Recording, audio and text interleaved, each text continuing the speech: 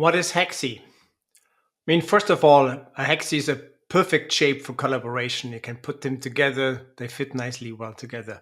So that's why the shape is a Hexi, and this is why everything is called Hexi.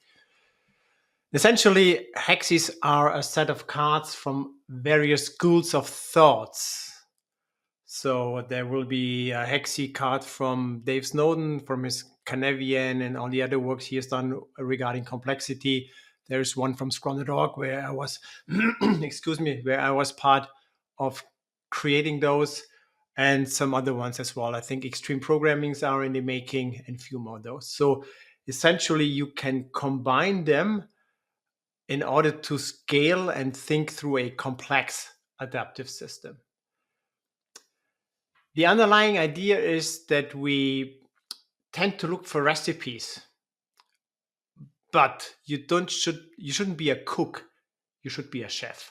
Now, a cook is someone like maybe you are, or your mom was, like, you open up a recipe book and you follow the instructions, but a chef creates new dishes. And by doing this, you would basically, by combining working with the hexes, you become a chef. You look at the context, you look at what's going on, and then you can just take a card and just say, this could help here.